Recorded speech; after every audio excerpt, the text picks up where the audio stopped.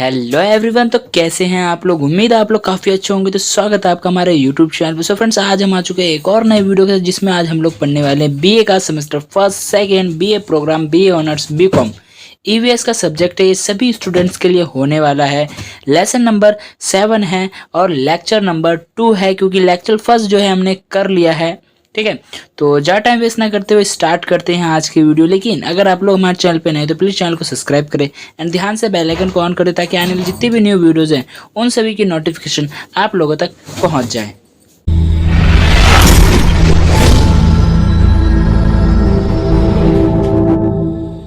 Lesson number 7 का आज हम पढ़ने वाले हैं नवीकरण ऊर्जा से। आज हम इससे आगे पढ़ने वाले, क्योंकि इससे पहले के जितने भी पॉइंट है वो सारे पॉइंट मैंने आपको करा दिए हैं। तो स्टार्ट करते हैं वीडियो। नवीकरणीय ऊर्जा, ठीक है। तो देखो, नवीकरणीय ऊर्जा पहले मैं बता देता हूँ। नवीकरणीय ऊर्जा वह ऊर्जा होती है जो एक बार समाप्त होने पर पुनः पूरित हो जाती है। ठीक है, यानी वो दोबारा बन जाती है, हमारे उपयोग के लिए बहुत जल्दी बन जाती है। ठीक है, जिसमें आता है हमारा सौर ऊर्जा। क्या आता है? सौर ऊर्जा। सूर्य को ऊर्जा के अन्य सभी रूपों के लिए प्रत्यक्ष अप्रत्यक्ष रूप से ऊर्जा का परम स्रोत यानी अच्छा स्रोत माना जाता है। सूर्य के अंदर होने वाली परमाणु संलयन की अभिक्रिया जो गर्मी और प्रकाश के रूप में अत्यधिक मात्रा में ऊर्जा उत्पन्न करती है। सूर्य जो है बहुत ज्यादा ऊर्जा उत्पन्न करती है। ठीक है, अब आता है सौर ऊर्जा के लाभ। अब देखेंगे हम लाभ क्या होता है। सूर्य द्वारा उत्पादित ऊर्जा एक नवीकरणीय ऊर्जा स्रोत का उदाहरण है। यह हमें बिल्कुल मुफ्त में मिलती है। ठीक है, देखो, सूर्य का जो ऊर्जा, सूर्य उत्पादन का जो एक ऊर्जा है, ये नवीकरणीय ऊर्जा है। क्योंकि देखो, सूरज जो है हर रोज निकलेगा और ये मुफ्त है, बिल्कुल फ्री है, मुफ्त है।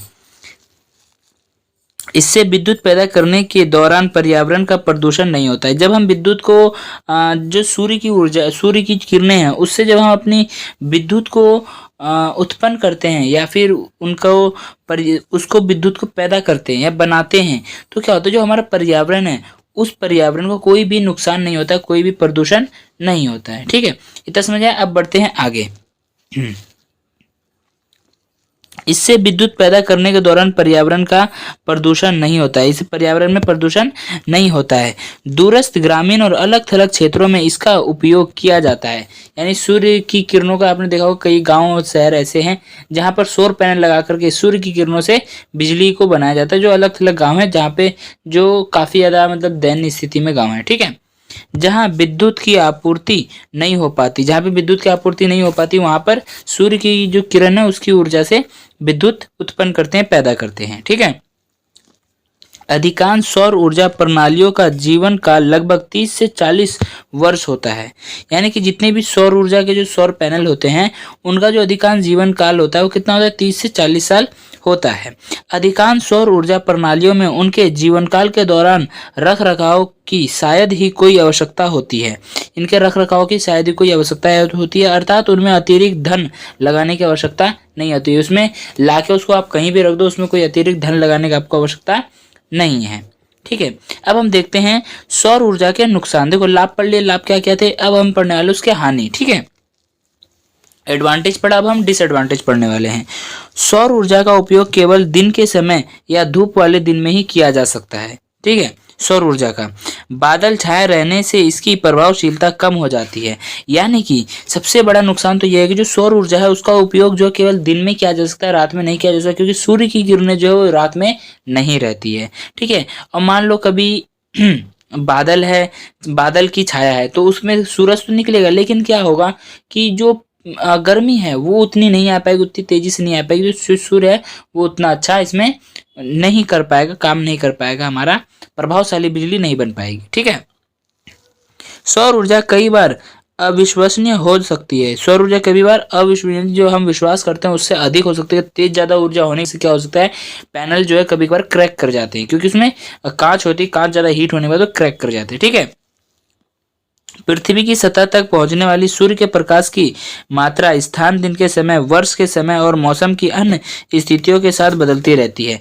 यानी कि सूर्य की जो सतह होती, सूर्य की जो किरणें हैं या जो पृथ्वी पर पहुंचती है, उसकी जो प्रकाश है वो दिन प्रतिदिन क्या है, मौसम के साथ, समय के साथ और स्थान के साथ, दिन और समय के, वर्ष के साथ में क्या होती है, उसकी जो स्थिति है वो बदलती रहती है। ठीक है, प्रारंभिक लागत अधिक है, यानी कि सौर ऊर्जा जो इसमें प्रारंभिक लागत अधिक है, यानी शुरुआती लागत बहुत ज्यादा है।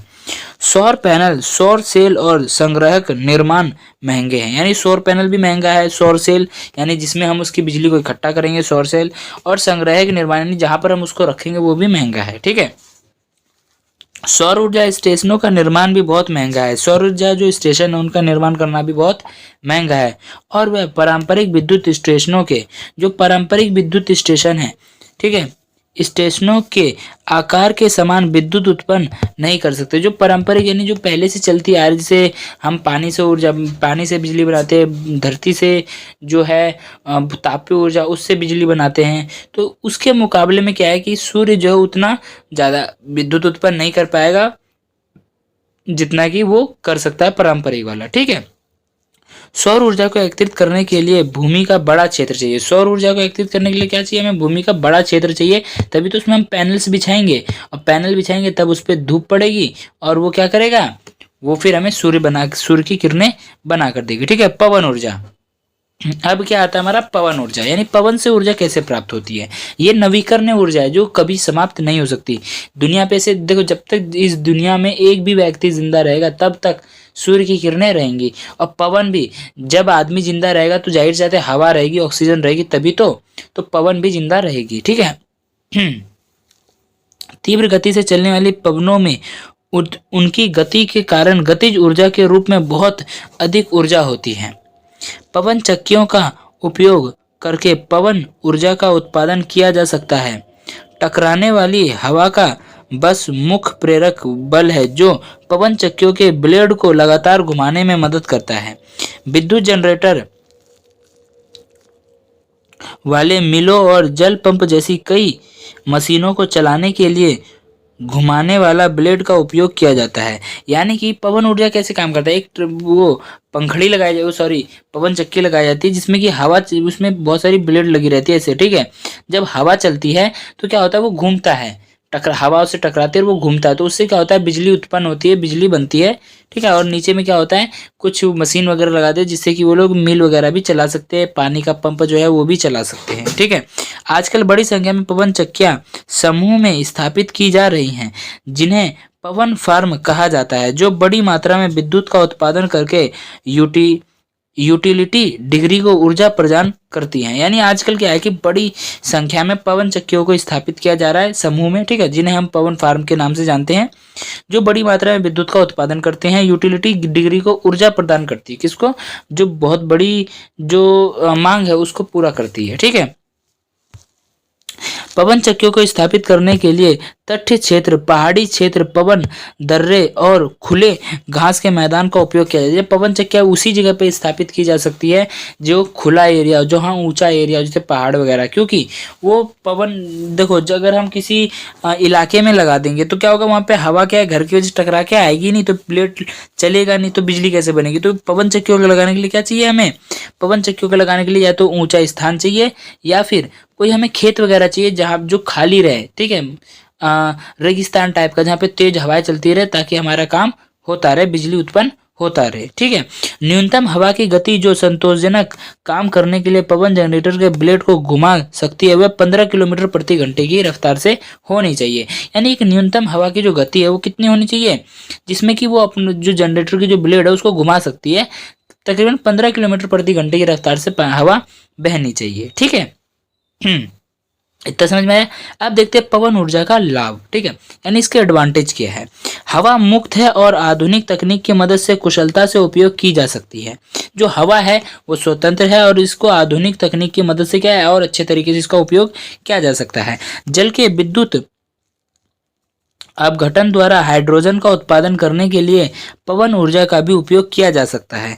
दूरस्थ, ग्रामीण और अलग अलग क्षेत्रों में इसका उपयोग किया जा सकता है जहां विद्युत की आपूर्ति नहीं हो पाती। यानी ब्लेड, ये जो पवन चक्कियां हैं उनको ऐसे स्थान पर लगा सकते हैं जहां पर विद्युत की पूर्ति नहीं हो पाती, लोग जितनी मांग है वो पूर्ति नहीं हो पाती, वहां पर इनको लगाया जा सकता है। ठीक है, इसका उपयोग उत्पादन, पंपिंग, जल और अन्य घरेलू उद्योगों जैसे ट्रेकिंग, लकड़ी के लोग काटने आदि के लिए किया जाता है। यानी कि इसका उपयोग जो है किसके लिए किया जाता है? घरेलू उद्योग को चलाने के लिए, ट्रेकिंग करने के लिए। विनियोग एक मशीन है लकड़ी काटने वाली, उसको चलाने के लिए इसका उपयोग किया जाता है। ठीक है, अब बढ़ते हैं नेक्स्ट पॉइंट पे। नेक्स्ट पॉइंट है, यह दूरस्थ क्षेत्रों में ऊर्जा की आपूर्ति का एक अच्छा तरीका है। यानी जो अलग थलग देश है वो जहाँ पे विद्युत की आपूर्ति नहीं हो पाती, वहाँ पे विद्युत आपूर्ति के लिए बहुत अच्छा मार्ग है या बहुत अच्छा तरीका है। ठीक है, विंड फार्म यानी कि पवन फार्म का उपयोग राजस्व उत्पन्न करने के लिए भी किया जाता है। यानी विंड फार्म क्या करते हैं, कई लोग पास अगर जैसे 10 एकड़ 50 एकड़ जमीन है, उसमें उन्होंने पवन चक्कियां लगा दी, एक बैटरी लगा दिया, उससे क्या है वो सभी घरों में अपना वायर फैला दिए हैं। और जब लाइट रहती है, अगर बिजली है तो ठीक है, नहीं है तो वो लोग क्या करते हैं, अपनी पवन चक्कियों से बिजली देते हैं और उससे मंथली क्या है उनसे इनकम लेते रहते हैं, पैसे लेते हैं, जिससे कि वो एक राजस्व उत्पन्न करने का भी एक अच्छा मार्ग है। क्योंकि वह पर्यटकों के आकर्षण का केंद्र बन जाता है। जहाँ पे पवन चक्कियाँ लगी हुई है वो घूमने का एक अच्छा स्थल भी बन सकता है। तो क्या है, हम उससे घूमने के लिए भी यूज कर सकते हैं। ठीक है, लेकिन थोड़ा बच के, क्योंकि पवन चक्कियों में ब्लेड होते हैं और काफी बड़े ब्लेड होते हैं, और अगर किसी को लग गया तो खत्म, घूमने का सारा मजा एक ही बार में आ जाएगा। ठीक है, अब देखते हैं पवन ऊर्जा का नुकसान। हमने एडवांटेज देख लिया, अब इसका डिसएडवांटेज देख लेते हैं। पवन ऊर्जा का मुख्य नुकसान हवा की अविश्वसनीयता है। यानी कि कभी क्या, अगर हवा ज्यादा तेज आ गई तो पता चले पवन चक्की को ही उड़ा दिया। ठीक है, पवन टरबाइन को घुमाने के लिए न्यूनतम हवा की गति 15 किलोमीटर प्रति घंटा यानी 4.2 मीटर सेकंड की आवश्यकता होती है। ठीक है, स्थापित करने वाले को प्रकृति की समस्याओं का सामना करना पड़ता है, क्योंकि हवा हर समय नहीं चलती है। यानी जो इसको स्थापित करेगा उसको क्या है, कई समस्याओं का सामना करना पड़ेगा, क्योंकि हवा जो है कभी तेज बहती है और कभी नहीं बहती है। ठीक है, और इसको कितना चाहिए, तकरीबन 4.2 मीटर की रफ्तार सेकंड की आवश्यकता होती है हवा की। ठीक है, अब देखो, विद्युत के पर्याप्त मात्रा का उत्पादन करने के लिए कई पवन टरबाइन की बड़े पैमाने पर आवश्यकता होती है, क्योंकि एक पवन टरबाइन औसत जीवाश्म ईंधन वाले पावर स्टेशन की तुलना में बहुत कम विद्युत पैदा करता है। यानी कि जो पावर स्टेशन है, जहाँ जो पारंपरिक है, उसकी तुलना में क्या है कि ये पवन चक्की जो कम उत्पाद करता है बिजली का, है ना, तो इसको हमें ज़्यादा लगाने की आवश्यकता होती है। ठीक है, पवन चक्कियों को स्थापित करने के लिए बड़े पैमाने पर भूमि की आवश्यकता होती है। यानी पवन चक्की को स्थापित करने के लिए क्या हमें बड़े पैमाने पर भूमि की आवश्यकता होती है।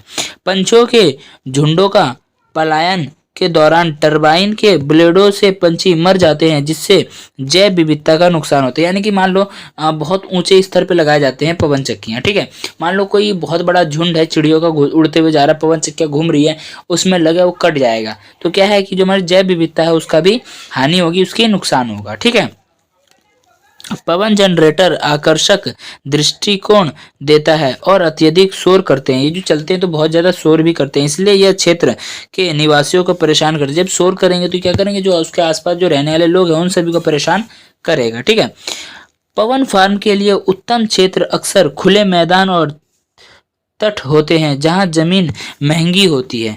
यानी कि पवन जो फार्म अगर स्थापित करना है तो उसके लिए क्या क्या है, हमें खुले क्षेत्र मैदान चाहिए और तट वाला क्षेत्र चाहिए, जहां पर क्या है जमीनें जो है महंगी होती है। ठीक है, देखो हमने सबसे पहले हमने नवीकरणीय संसाधन पढ़ा। नवीकरणीय संसाधन के बाद हमने पढ़ा उसके एडवांटेज डिसएडवांटेज। उसके बाद हमने पढ़ा उसमें सौर ऊर्जा। ठीक है, सौर ऊर्जा का क्या नुकसान था, क्या फायदा था। ठीक है, उसके बाद हमने पढ़ा पवन ऊर्जा। पवन ऊर्जा का हमने क्या फायदा क्या नुकसान थे वो भी पढ़ लिया। अब हम पढ़ने वाले जल विद्युत ऊर्जा। क्या पढ़ने वाले, जल से जो विद्युत ऊर्जा बनाई जाती है उसके बारे में। ठीक है, जल विद्युत ऊर्जा को गिरते जल और बहते जल की ऊर्जा से उत्पन्न होती है या की जाती है। ठीक है, जिसका उपयोग विभिन्न उपयोग उद्देश्यों के लिए किया जाता है। हमारे देश में जल विद्युत का उपयोग प्राचीन काल से विभिन्न उद्देश्यों जैसे सिंचाई और अन्य तांत्रिक उपकरण के संचालन के लिए किया जाता है। देखो जल विद्युत क्या है, मान लो कोई एक डैम बना दिया गया है, उसमें टरबाइन लगा दी गई, पानी जब बह रहा है तो क्या होता है कि पानी टरबाइन के ऊपर गिरता है, टरबाइन की जब ब्लेड घूमती है तो उससे जनरेटर घूमता है और उससे भी बिजली बनती है। ठीक है, उसके बाद क्या है, इसका जो उपयोग है कई कामों के लिए किया जाता है, जैसे कि मनुष्य जो मानव है वो अपने घरों में लाइट के लिए कर ले रहा है, मशीन चलाने के लिए कर रहा है, सिंचाई के लिए कर रहा है, और भी कई सारे यंत्र हैं उनको चलाने के, उपकरण चलाने के लिए इसका यूज कर रहा है जल विद्युत ऊर्जा का। ठीक है, अब बढ़ते हैं अपने नेक्स्ट पॉइंट पे। नेक्स्ट पॉइंट है हमारा, भारत में पहला जल विद्युत स्टेशन पश्चिम बंगाल में दार्जिलिंग के पास सिद्धपोंग में 1897 में 130 किलोवाट का छोटा जल विद्युत स्टेशन स्थापित किया गया था। यानी कि अब बात की जाए भारत में सबसे पहला जल विद्युत स्टेशन कहाँ पे हुआ था? पश्चिम भारत में दार्जिलिंग के पास सिद्धपोंग में। ठीक है, कब हुआ था? 1897 में। तकरीबन ये कितना किलोवाट का था? 130 किलोवाट का छोटा जल विद्युत स्टेशन स्थापित किया गया था। ठीक है, इतना समझ में है। उसके बाद देख लेते हैं जल विद्युत के लाभ क्या है, इसके एडवांटेज क्या है। ठीक है, जल विद्युत एक स्वच्छ ऊर्जा है, यानी एक स्वच्छ ऊर्जा है, जल से विद्युत बन रही तो कोई मिलावट नहीं है। जल का उपयोग सिंचाई के लिए भी किया जा सकता है, यानी बिजली बनाने के बाद भी हम क्या है, जल का उपयोग क्या कर सकते हैं? खेतों में सिंचाई के लिए कर सकते हैं। जल का उपयोग पीने के जल के स्रोत में भी किया जा सकता है, यानी इस जल को हम पीने के यूज में भी ले सकते हैं। विशेष रूप से राजस्थान और गुजरात के रेगिस्तान में रहने वाले लोगों को पीने का जल उपलब्ध कराता है। कौन? जल विद्युत ऊर्जा। ठीक है, टरबाइन घूमती है बांधों से और वो पानी क्या है, पीने योग्य भी आ सकता है, सिंचाई के लिए भी आ सकता है। यह बिल्कुल गैर प्रदूषणकारी है, ये बिल्कुल भी, इसमें बिल्कुल भी प्रदूषण नहीं होता। इसका जीवन लंबा है, इसका जीवन काल जो है वो लंबा है। इसका परिचालन और रखरखाव लागत बहुत कम, इसका परिचालन और जो रखरखाव है बहुत कम है, क्योंकि देखो पानी क्या है, एक पानी जैसे नदी बह रही है, यहाँ आगे में एक डैम बना दो, यहाँ पे एक मोटर टरबाइन लगा दो। जब पानी एक जगह से गिरेगा तो मोटर टरबाइन के ऊपर गिरा, टरबाइन ब्लेड घूमेगी। देखो पानी तो क्या है, हमेशा बहता रहता है, टरबाइन ब्लेड भी घूमेगी और बिजली बनाती रहेगी, तो बहुत ही आसान है। ठीक है, बाढ़ को नियंत्रण करने और गैर वर्ष के मौसम में सिंचाई और अनुपयोग के लिए जल उपलब्ध कराने में मदद कराता है। यानी कि देखो, जब हम पानी को लेंगे तो डायरेक्ट किसी नदी से लेंगे, तो देखो नदी से जब हम लेंगे तो उसमें क्या है, बाढ़ वगैरह आएगा तो क्या होगा, पानी तेजी से निकलेगा। तो तेजी से जब निकलेगा तो क्या होगा, बिजली भी तेज बनेगी और वो पानी बाढ़ आने की समस्या भी कम रहेगी। उसको हम क्या है, अपने खेती में यूज भी करते रहेंगे। ठीक है, एक बार बांध बन जाने के बाद यह स्थिर दर पर विद्युत पैदा कर सकता है। जब एक बार बांध बन जाता है तो वह स्थिर दर पर विद्युत पैदा करता है, एक स्थिरता बन जाती है कितनी विद्युत पैदा करेगा। और जब बांध नहीं रहता तो अनलिमिटेड ये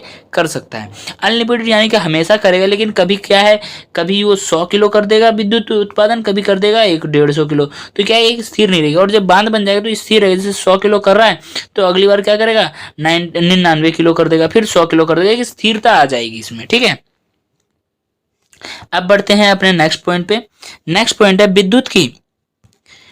विद्युत की जरूरतों के आधार पर गेट खोले और बंद किए जाते हैं। यानी जिस तरीके से विद्युत की हमें आवश्यकता होती है उस तरीके से जो टरबाइन का गेट है, जहां से पानी बहता है, जैसे यहाँ पे नदी बह रही है, यहाँ हमने डैम बना रखा है, यहाँ टरबाइन लगी हुई है। ठीक है, तो जिस तरीके से मुझे विद्युत की आवश्यकता होगी उस तरीके से मैं गेट खोलूंगा ताकि पानी जाएगा, टरबाइन घूमेगा और बिजली बनेगी। ठीक है, साथ ही फाटकों के बंद होने के दौरान बचाए गए जल का उपयोग विद्युत की मांग आर्थिक होने पर किया जा सकता है। यानी जब विद्युत की जो पानी बचा हुआ है उसका उपयोग कब किया जा सकता है, जब लोगों को पानी की जरूरत हो तब हम इसका यूज कर सकते हैं। बांध प्रणालियों द्वारा विद्युत के उत्पादन से ग्रीन हाउस गैसों का उत्पादन नहीं होता है, जिससे यह पर्यावरण को प्रदूषित नहीं करता है। ठीक है, ये तो इसके फायदे जल विद्युत के हमने लाभ पढ़ लिए। अब हम देखने वाले इसके डिसएडवांटेज यानी कि नुकसान। ठीक है, बांधों के निर्माण के कारण बड़े पैमाने पर धन की आवश्यकता होती है। जब हम बांधों का निर्माण करेंगे तो बहुत बड़े पैमाने पर क्या होगी, हमें धन की आवश्यकता होगी और उन्हें बहुत उच्च स्तर पर बनाने की आवश्यकता होगी। और बांधों को हमें क्या बहुत अच्छे तरीके से, अच्छी क्वालिटी से बनाने की आवश्यकता होगी। बड़े पैमाने पर बाढ़ के परिणाम स्वरूप प्रकृति पर्यावरण नष्ट हो सकता है। मान लो जब बड़े क्षेत्र पर बाढ़ आ जाएगा तो क्या होगा, अगर बांध टूट जाए तो बहुत बड़े प्रकृति को नुकसान भी कर सकता है।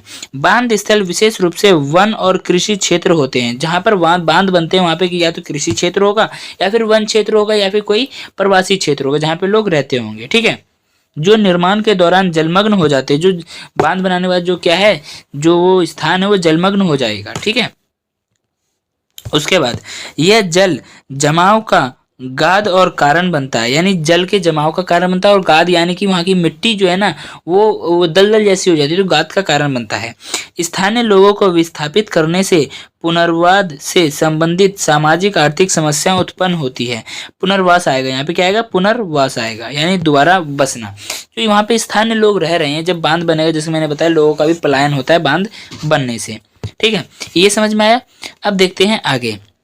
नदी के नीचे का क्षेत्र सबसे अधिक उपजाऊ होता है। जो नदी के, मान लीजिए ये नदी बनी है, ठीक है, ये नदी है, यहाँ डैम है, और यहाँ के बगल का जो नीचे का क्षेत्र है ये बहुत ही ज़्यादा उपजाऊ क्षेत्र होता है, क्योंकि यहाँ से हमें हर चीज़ जो मात्रा चाहिए वो सारी चीज़ें प्राप्त होती रहती हैं, जो बांध के निर्माण के परिणाम स्वरूप लुप्त हो जाता है। जब बांध बन जाएगा इसमें तो क्या होगा, वो स्थान जो उपजाऊ क्षेत्र था वो लुप्त हो जाएगा, खत्म हो जाएगा। क्योंकि देखो ये मान लो, मैं दोबारा एक बार समझा देता हूँ। देखो मान लो जैसे नदी बह रही है, ठीक है, यहाँ पे किसी का खेत है, तो ये जो खेत है यहाँ से क्या पानी का रिसाव होता रहेगा, ठीक है, नदी के बगल में है, तो क्या होगा कि खेती जो है बहुत अच्छी होगी। लेकिन यहाँ पे जब बांध बन जाएगा पानी को करने के लिए, जब दोनों तरफ से बांध बन, तो क्या होगा, ये जो कृषि जहाँ पे अच्छी खेती होती है, जहाँ अच्छी कृषि होती है, तो वो जमीन क्या है, मिट्टी में दब जाएगी या बांध के नीचे आ जाएगी। तो इस भूमि का नुकसान होगा, हर्ट्स होगा।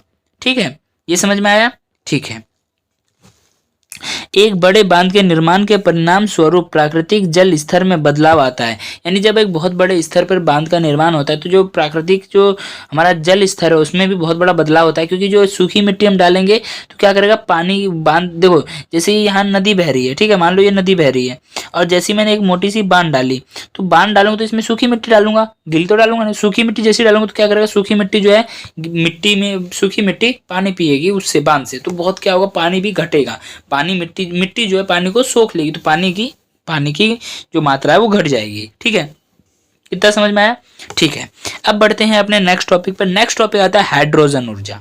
ठीक है, हाइड्रोजन ऊर्जा क्या है इसको देख लेते हैं। हाइड्रोजन हवा में जलता है, यह ऑक्सीजन के साथ मिलकर जल बनाता है और भारी मात्रा में ऊर्जा उत्पन्न करता है, जो 150 किलो जूल प्रति ग्राम होता है।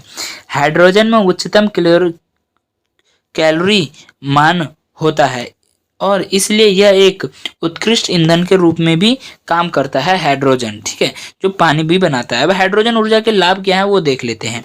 वर्तमान में तरल हाइड्रोजन के रूप में अंतरिक्ष यानों में ईंधन के रूप में इसका उपयोग किया जा रहा है। यह जो अंतरिक्ष यान, जो हवाई जहाज वगैरह उड़ रही हैं, उनमें इसका उपयोग किया जा रहा है। ठीक है, अब बढ़ते हैं अपने नेक्स्ट टॉपिक पे।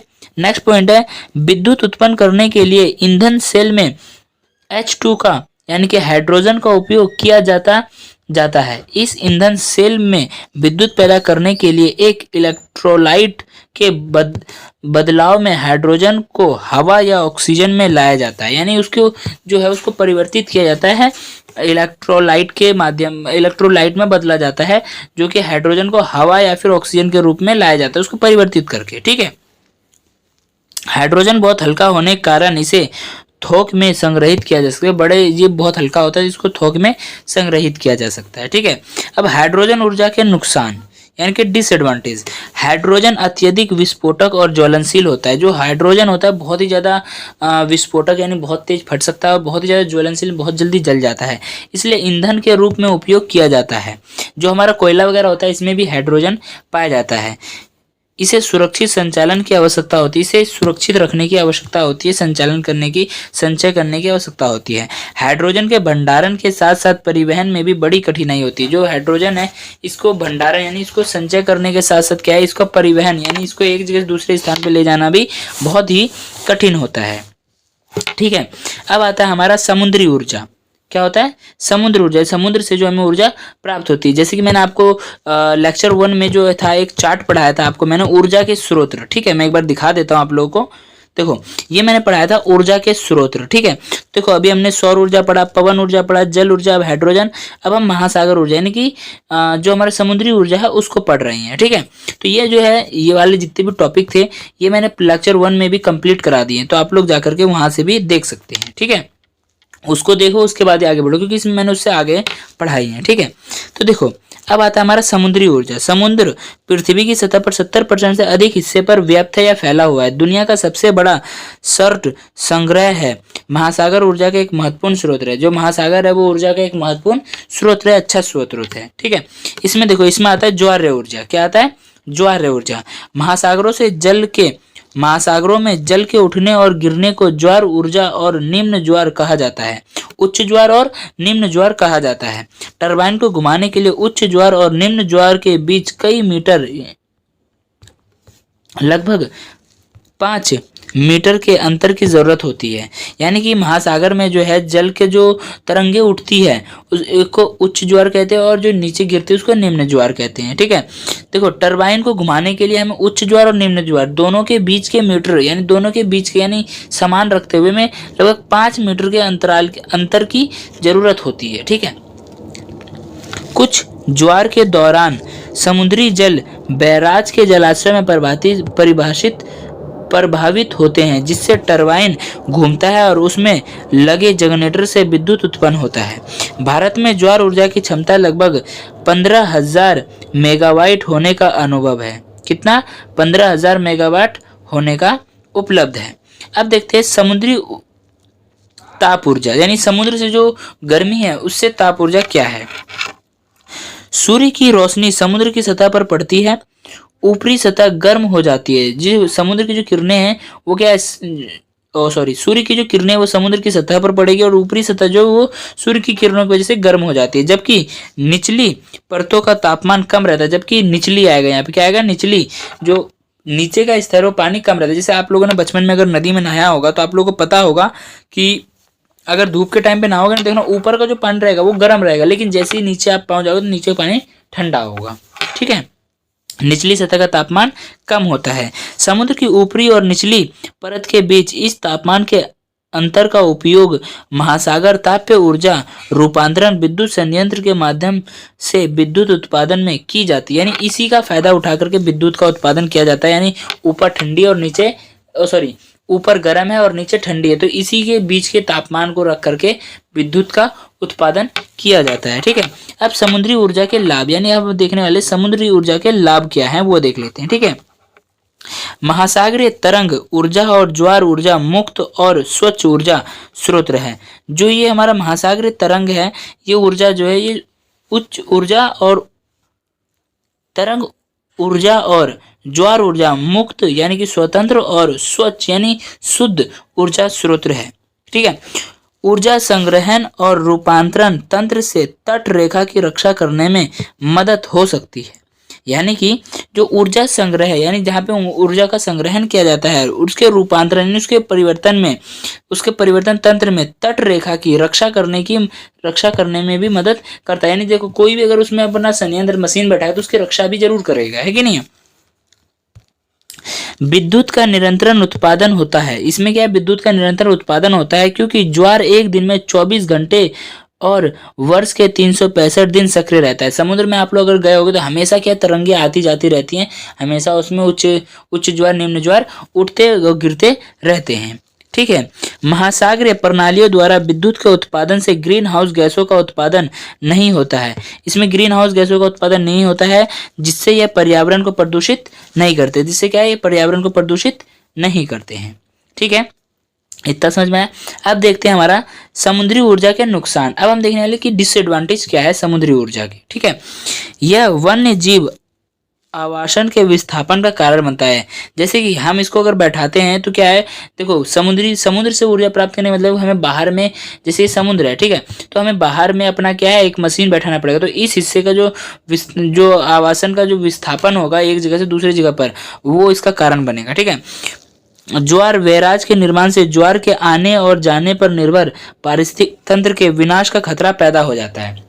यानी कि अगर ज़्यादा ये ज्वार बैराज नाम का एक ये है, इसका जब निर्माण होता है तो उच्च ज्वार में आ जाता है, यानी बहुत बड़े ऊंचे ज्वार में आता है। नदियों में देखा कभी कभी एकदम पूरा कहते हैं ना पानी का बवंडर आना, तो वैसे तरीके से आता है, जिससे कि जो वहाँ की जो आने जाने पर क्या पारिस्थितिक तंत्र का विनाश पर खतरा आ जाता है, खतरा पैदा हो जाता है। ठीक है, ज्वार बैराज में लगे टरबाइन से गुजरने वाली मछलियां मर जाती है। यानी कि जो टरबाइन देखो, जैसे समुद्र में हमने मशीन लगा रखी है और उसमें आसपास जो भी मछलियां निकलेंगी तो क्या होगा, वो मछलियां उसमें कट जाएंगी, मर जाएंगी, है ना, टरबाइन की ब्लेड से। महासागरों से ऊर्जा का दोहन केवल उन्हीं क्षेत्रों से किया जा सकता है जहां उपयुक्त तरंग गतिज या ज्वार प्रवाह हो। यानी कि महासागरों से ऊर्जा का दोहन केवल उन्हीं क्षेत्रों से किया जा सकता है जहां पर क्या हो, उपयुक्त मात्रा में तरंगे और तरंग की गति हो और ज्वार प्रवाह होता रहता हो, यानी ज्वार उठते रहते हो। ऊर्जा का उत्पादन ज्वार भाट के द्वारा ही किया जा सकता है। यानी ऊर्जा का जो उत्पादन है किसके द्वारा किया जा सकता है, ज्वार भाट, यानी जब ज्वारें उठेंगी तभी इसका उत्पादन किया जा सकता है। तूफान के दौरान अत्यधिक तीव्रता वाली लहरें उत्पन्न होती, जब समुद्र में तूफान आते हैं तो बहुत ही ज्यादा अत्यधिक तीव्र लहरें आती है, जिससे कि ये बहुत ही ज्यादा तीव्र होती हैं, जो कि टरबाइन को चलाने में नुकसान होती है। और एक टाइम पे ऐसा आएगा ज्यादा तेज आए तो टरबाइन भी वहां से अपनी स्थिति से हट जाएगा, तो हमारा जो है उसका नुकसान हो सकता है। ठीक है, अब बढ़ते हैं अगले पे। जिन चैनलों पर बैराज बनाए जाते हैं उनके माध्यम से बड़े समुद्री जानवरों और जहाज की आवाजाही बाधित होती है या ना बंद होती है। यानी कि जिन जगहों पर या जिन चैनलों पर ये बैराज यानी बनाए जाते हैं, ये प्लांट बैठाए जाते हैं विद्युत उत्पन्न करने के लिए, ऊर्जा उत्पन्न करने के लिए, उस स्थानों से क्या है कि जो भी जहाज वगैरह है, आवाजाही का जो जहाज वगैरह है, यानी जो भी ट्रांसपोर्ट का सामान है, उस चीज को वहां से बंधित किया जाता है। यानी कि वहां से जाना आना मना होता है उस क्षेत्र से। ठीक है, तो फ्रेंड्स वीडियो जो है काफी ज्यादा लंबी हो चुकी है। अब आता है हमारा भूताप्य ऊर्जा, इसको हम लेक्चर नंबर 3 में कंप्लीट करेंगे। ठीक है, तो वीडियो काफी ज्यादा लंबी हो चुकी है, तो आज की वीडियो में इतना ही। मिलते हैं नेक्स्ट वीडियो में। Bye bye, thanks for watching this video.